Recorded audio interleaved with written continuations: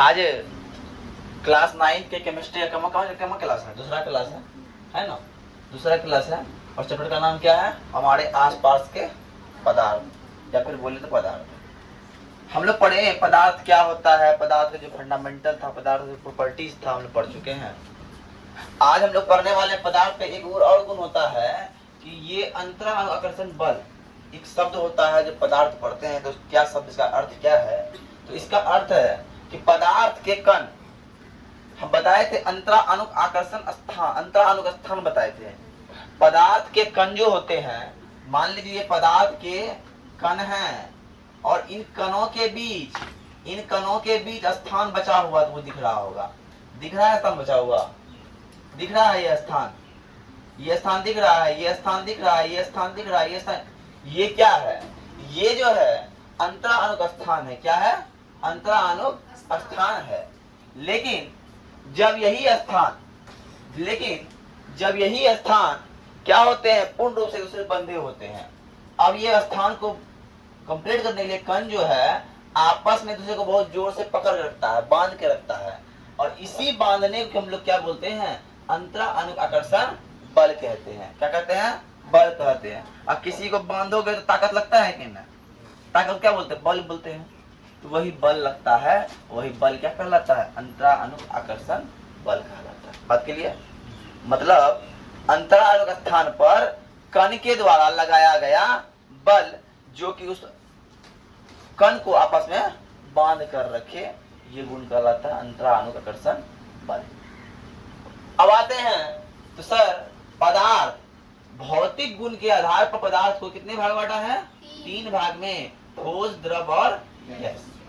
ठोस के कण इसी तरह आकृति में दिख रहा है, बहुत कण आपस में बहुत नजदीक रहते हैं, लेकिन द्रव कण थोड़ा कम नजदीक रहते हैं, लेकिन गैस के कण बहुत दूर रहते हैं। दिख रहा है दूर में, इसमें दिख रहा है बहुत घना, इसमें थोड़ा कम घना, इसमें घना ही नहीं दिख रहा है क्या ना?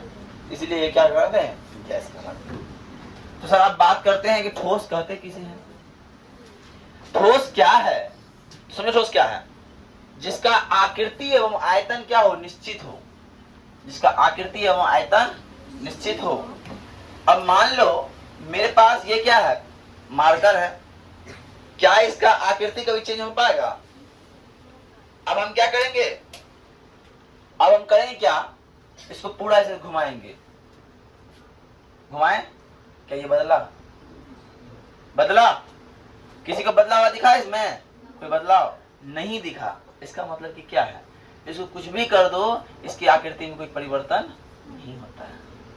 ठीक है, किसी भी, अब आते हैं, इसके आकृति में कोई परिवर्तन नहीं होता है, इसका आकृति निश्चित है। चाहे इसको तुम रिया को दे दो, चाहे तुम इसको मिष्टी दे दो, चाहे ये तुम सर को दे दो, पर ये ऐसा ही रहेगा। या फिर इसका आयतन क्या होता है? सिलेंडर के आकार का है, अतः फॉर्मूला होता है। मान लो हम इसी को हम लेके प्रतीक्षा देंगे, तो क्या इसका आयतन अलग निकलेगा? नहीं, मेरे पास जितना निकलेगा उतना ही उसके पास निकलेगा। इसका मतलब ये है कि इसका कभी भी आयतन और आकृति बदल नहीं सकती। बात क्लियर? तो भौतिक, अब हम समझ में आ गया। ठोस के तो हम बता दिए। ठोस किसे कहते हैं भैया? जिसका आकृति एवं आयतन क्या हो? दोनों निश्चित हो, लेकिन इसे कुछ गुण होते हैं, इसका कुछ गुण होता है, ये गुणवंती है क्या ना? बात है। तो ठोस की आकृति एवं आयतन क्या होती है सर? बता चुके हैं, निश्चित होती है। इसका घनत्व उच्च होता है। मतलब घनत्व उच्च होने का मतलब क्या? ध्यान समझिएगा। एक बच्चा से हम पूछे कि बाबू बताओ 1 केजी रुई है और 1 केजी लोहा है, उसमें ज्यादा क्या होगा? पता? कोई बताएगा? लड़की बोली रुई, कोई बोला दोनों बराबर होगा। अगर द्रव्यमान की बात करें तो दोनों द्रव्यमान क्या होगा? बराबर होगा। लेकिन जब घनत्व की बात करें तो वो घनत्व में ज्यादा कम हो सकता है। जो ज्यादा घना है उसका घनत्व ज्यादा है, और जो कम घना है उसका घनत्व कम है। अगर 1 किलो रुई है और 1 किलो लोहा है, उसमें लोहा का घनत्व अधिक होगा, पर लोहा का द्रव्यमान, रुई का द्रव्यमान दोनों का सेम रहेगा। तो कोई पूछे कि बाबू बताओ 1 किलो रुई 1 किलो लोहा में जरा क्या है, तुम्हें बोला ज्यादा, तो बाबू कोई नहीं है। द्रव्यमान दोनों का सेम है, लेकिन घनत्व पर आप पूछिएगा तो हम बोलेंगे लोहा का घनत्व अधिक है, अधिक है। जो ज्यादा घना है वो घनत्व अधिक है। अब हमारा क्लास में एक बेंच पे बैठ रहा था पहले 2 विद्यार्थी, घनत्व कम था।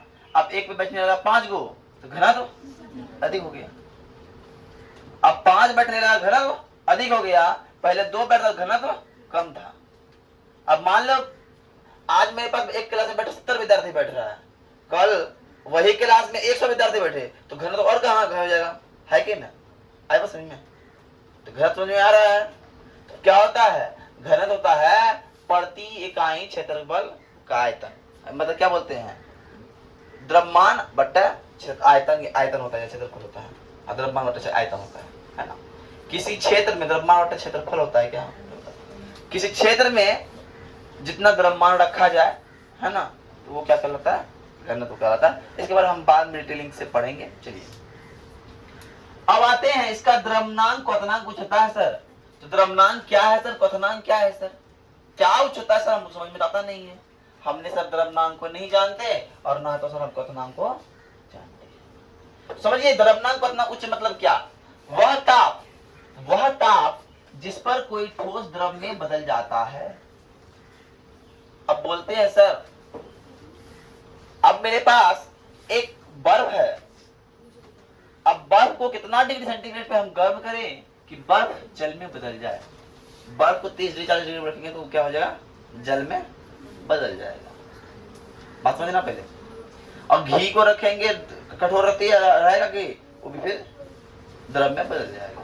बात के लिए ये भी कहा गया, कोई ठोस जब तरल पदार्थ के रूप में बदला, कोई ठोस जब तरल पदार्थ के रूप में बदला तो हम उसको क्या बोलेंगे सर, द्रव्यमानक बोलेंगे। लेकिन जब कोई ठोस तरल पदार्थ में बदलने के बाद पुनः वाष्प में बदल जाए, अब बर्फ को हम गर्म कर रहे थे, बर्फ पानी में बदला, उसको और गर्म किए, बर्फ वाष्प बन गया, गैस बन गया। और इस प्रक्रिया को हम लोग क्या बोलेंगे, उस तापमान को बोलेंगे, इस प्रक्रिया को नहीं बोलेंगे। जिस तापमान तक हम गर्म किए, तो बर्फ को पहले जब 40 डिग्री किए तो बर्फ बन गया पानी, और उसको जब 100 डिग्री किए तो बन गया वाष्प। तो हम बोले कि बर्फ का अगर 100 डिग्री, उसका क्या है, 100 डिग्री क्वथनांक है और 40 डिग्री द्रव्यमानक है, बोल सकते हैं। समझ में आ रही है? तो ये क्वथनांक द्रव्यमानक समझ में आ गया। इसका मतलब क्या है, जब ठोस को हम जब द्रव में बदलेंगे या फिर वाष्प में बदलेंगे तो अधिक तापमान की आवश्यकता पड़ेगी, है क्या ना? यही तो मेरा है द्रव्यमानक और क्वथनांक। कोई दिक्कत? अब आते हैं सर, ये कठोर होते हैं, दृढ़ होते हैं। बर्फ कठोर था कि नहीं था? किसी को बर्फ लेकर मार देना, बर्फ टुकड़ा लेकर कपार फट सकता है, लेकिन पानी के लेके किसी को इतना पानी लेना, उतने पानी लेके ऐसे मारना, क्या कपार फटेगा? नहीं फटेगा। फटेगा? ये अनुपम बोल रही फट जाएगा सर, कैसा बिल्कुल लड़की। अब सोचो काहे फट गया, एक बोतल पानी का तुम बर्फ बना के किसी को मारोगे कपार फट जाएगा, लेकिन एक बोतल पानी उसके सर पे गिरा के मारोगे तो नहीं फटेगा। ऐसा इसलिए है क्योंकि ये क्या होते हैं, ये कठोर एवं दृढ़ होते हैं। दूसरा चीज, ये असंपीडित होते हैं। सर असंपीडित क्या है सर? असंपीडित क्या है? देखिए, वैसे पदार्थ का वह गुण जिसका दाब एवं घटा बढ़ाकर उसका आयतन में परिवर्तन नहीं किया सकता। अब हम क्या किए समझिएगा, अब हम क्या किए, हम लकड़ी का टुकड़ा लिए, उसको प्रेशर डाल रहे हैं तब लगा दें, उसमें कोई परिवर्तन आएगा? आएगा जी? खूब दाब रहे हैं, खूब खींच रहे हैं, कोई परिवर्तन नहीं आ रहा है। ना तो दाब लगाकर ना तो दाब घटाकर उसके आयतन में कोई परिवर्तन हो सकता है। आयतन में परिवर्तन मतलब क्या? आयतन एक अलग चीज है और आकृति अलग चीज है। आकृति में परिवर्तन हो सकता है लेकिन आयतन में परिवर्तन नहीं होता। फॉर एग्जाम्पल के लिए हम क्या किए, रबर लिए, देखना, एक रबर लिए, रबर को खींचे तो रबर तो बड़ा हो गया, रबर बड़ा हो गया, लेकिन जितना रबर था उतना ही रबर है ना। अगर मान लो पहले रबर ऐसा था, इतना इतनी मोटाई वाला रबर था, जब खींचे तो उसका मोटाई ये हो गया होगा, कम हो गया होगा, और लंबाई तो नहीं हो गया होगा, हुआ होगा ना। तो मतलब मटेरियल तो उतना ही है, मटेरियल कम आना ही, कितना खींचेंगे पटानेंगे तो दाब में कोई परिवर्तन करके हम उसका आयतन को बदल नहीं सकते। लेकिन आकृति बदला जी, ये पहले जैसा था पैसा हो गया, बदला कि नहीं बदला, तो वही बात है। तो वैसा चीज जिसको हम असंपठित मतलब क्या होता है, दाब घटा बढ़ाकर उसका हम आकृति को आया फिर आयतन को बदल नहीं सकते। कोई दिक्कत? अब आते हैं, इनके बीच बहुत अधिक अंतरावधिक आकर्षण बल लगा रहता है और ठोस का कण कण बीच में बहुत तेज जोर से बांध के रखेगा, ऐसे पकड़ देगा।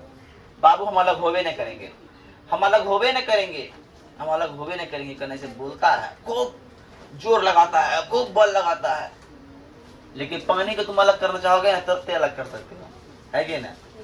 अगर 1 लीटर पानी है उसको 2 बोतल में डिवाइड कर दो, आधा लीटर। अच्छा 1 लीटर बर्फ है तो उसे तोड़ना, खूब तोड़ने की कितना मेहनत लगता है कि ना, तोड़ना पड़ेगा तब अलग अलग होगा। क्या रिया होगा कि नहीं होगा? कहाँ तुम खोई है? किसी को याद कर रही है? मम्मी क्या करती होगी, मम्मी अपने घर में है, हम अकेले होगी, नहीं करना, ठीक है ना। तो बात समझ में आई? क्या होता है, ठोस का जो गुण होता है इतना गुण होता है। अब हम द्रव्य गुण लिखाते हैं।